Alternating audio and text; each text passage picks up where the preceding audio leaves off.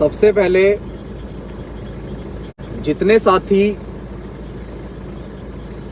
Live video से जुड़ते चले जाएं, हम लोग फेसबुक लाइव हैं और इंस्टाग्राम लाइव हैं। मैं अचानक लाइव आया हूं और अचानक लाइव आने के बहुत सारे कारण हैं और उनमें सबसे बड़ा कारण है कि आने वाली 23 जुलाई को हमने और तमाम साथियों ने एक आह्वान किया कि आने वाली 23 जुलाई यानी कि जो परसों है, आज 21 तारीख है और 23 तारीख को कि हम बहुत बड़ा संघर्ष लेकर सड़कों पर उतरेंगे। हम लोग बाबा साहेब अम्बेडकर की जन्मस्थली मध्य प्रदेश के महू में पहुंचेंगे और वहां से एक पैदल मार्च की शुरुआत करेंगे। जो मार्च इस देश में तमाम हमारे बहुजन आइडियोलॉजी के जो नेता हैं, जो लीडर्स हैं, उन लीडरों के लिए एक रिक्वेस्ट मार्च होगा कि आपसे निवेदन है कि बाबा साहेब अम्बेडकर, मान्यवर कांशीराम साहब, फूले, पेरियार, लड़ाई का आंदोलन बिल्कुल नस्ते नाबूद ना हो जाए, वो बिल्कुल खत्म ना हो जाए, वो बिल्कुल पस्त ना हो जाए। इसके लिए आज ये समय की मांग है कि आप तमाम नेताओं को एकजुट होकर 2024 का इलेक्शन लड़ना चाहिए। हमने ये आह्वान किया है। मध्य प्रदेश के तमाम साथियों से हमारा ये निवेदन है कि ये लड़ाई महज अभिषेक के अकेले की लड़ाई नहीं है। ये संघर्ष महज अकेले मेरा संघर्ष नहीं है। साथियों, हमें ऐसा लगता है और जो लोग वाकई इस मूवमेंट से बहुत प्यार करते हैं उन्हें भी ऐसा लगता होगा कि बिखरों में तमाम जगह बिखर के हमारा समाज कभी शासक नहीं बन सकता है। साथियों, आपका भाई बड़े दर्द के साथ आपसे यह आह्वान कर रहा है कि 23 जुलाई को आपका भाई आपका इंतजार करेगा। हम मैदान में उतरने के लिए तैयार हैं। 2 दिन बचे हैं। महू डॉक्टर अंबेडकर नगर के नाम से जिसको आज जाना जाता है, बाबा साहेब अम्बेडकर की जन्मस्थली, काफी लंबे समय से इसके लिए संघर्ष कर रहे हैं। 25 जून को हमने इसकी घोषणा की थी। साथियों, आप सबके बिना ये संघर्ष कामयाब नहीं हो सकता है। बड़े दर्द के साथ कह रहा हूं कि मैं आह्वान ये करना चाहता हूं, आप लोगों से निवेदन करना चाहता हूं, क्या इस संघर्ष में आप अपने भाई को अकेला तो नहीं छोड़ देंगे? क्या आप हमें इस सामाजिक परिवर्तन की लड़ाई में अकेला तो नहीं छोड़ देंगे? साथियों, महज एक लालच इतना सा है कि हमारा समाज और उसकी जो पॉलिटिक्स है, जिसके बिना हम कुछ भी नहीं है, वो बिल्कुल गर्त में जा रही है। उसको बचाने के लिए हम लोग ये मार्च निकाल रहे हैं। साथियों, आने वाली 23 जुलाई को आपका भाई महू में आप सभी का इंतजार करेगा। वहां से हम लोग इंदौर आएंगे, हम लोग देवास आएंगे, हम लोग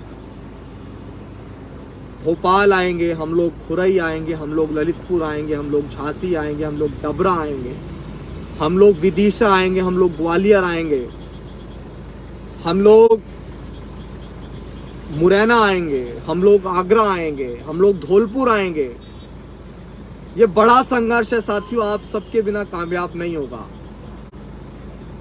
मैं फिर यही कहूंगा कि क्या आप इस लड़ाई में अपने भाई को अकेला तो नहीं छोड़ देंगे? जिसको भी इस मार्च की जानकारी चाहिए वो कल सुबह यानी कि 22 तारीख को 10 बजे के बाद 81 30 62 81 94 इस नंबर पे संपर्क करके आप ये जानकारी ले सकते हैं कि आखिर इस मार्च की क्या रूपरेखा है, आप लोग कैसे महू तक पहुंच सकते हैं।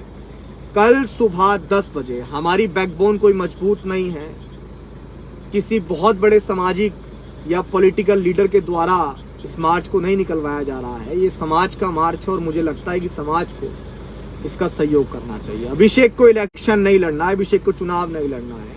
वर्तमान समय में अभिषेक को कोई पॉलिटिक्स नहीं करनी है। हम दिल्ली इसलिए नहीं है क्योंकि हमने बहुत पहले ही मध्य प्रदेश के महू से एक आंदोलन की कॉल दे दी थी कि पैदल मार्च है, और हमारा महू पहुंचना बहुत ज़रूरी हो गया था क्योंकि हमने एक आह्वान किया था। संघर्ष बहुत बड़ा है तो इस आह्वान में सभी का सहयोग चाहिए था, कुछ लोगों से मिलना भी था, कुछ लोगों से बात भी करनी थी, जिसके लिए हम बहुत दिन पहले ही आप पहुंच गए थे, इसीलिए हम लोग दिल्ली नहीं आ पाए। साथियों, ज्यादा बात ना कहते हुए सिर्फ इतना कहूंगा, संघर्ष बड़ा है और अगर इस बड़े संघर्ष में आपने साथ दिया तो शायद हमारी जीत भी बहुत बड़ी होगी। बाबा साहेब अम्बेडकर ने कॉन्स्टिट्यूशन में हमें तमाम पार्टी संगठन दल बनाने का अधिकार दिया, लेकिन बाबा साहेब अम्बेडकर ने तमाम पार्टी दल बनाने के बाद हमें आपस में मतभेद रखने को नहीं कहा था। साथियों, 23 जुलाई को आपका भाई महू में आपका इंतजार करेगा। 81 30 62 81 94 कल सुबह 10 बजे आप इस नंबर पे कॉल करके पूरी जानकारी ले सकते हैं कि आप लोग कैसे यहां पहुंच सकते हैं। लेकिन हाँ, आपसे विश्वास दिलाते हैं कि महू से अगर अकेला भी चलना पड़ा तो हम स्वयं की जिम्मेदारी ले रहे हैं कि अकेले दिल्ली जंतर मंतर पहुंचेंगे, लेकिन जो संघर्ष हमने छेड़ा है इसमें रास्ते में नहीं रुकेंगे। चाहे लाख अड़चने आए, चाहे 1000 अड़चने आए, चाहे कितनी भी अड़चने आए, कितने भी रोड़े आए, लेकिन हम रास्ते में नहीं रुकेंगे।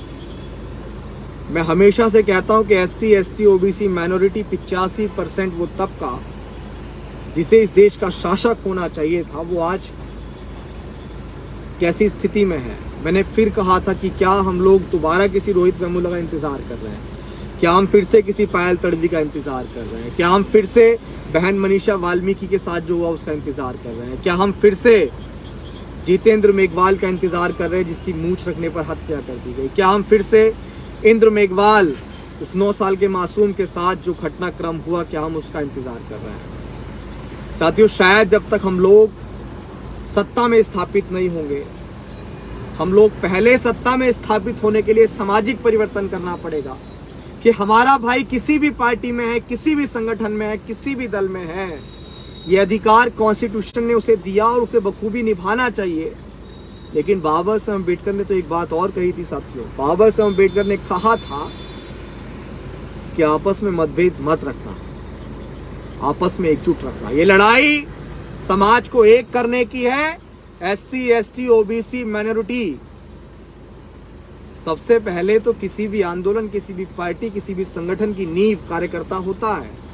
सबसे पहले जमीन पे उतरकर हम लोग घर घर पहुंचकर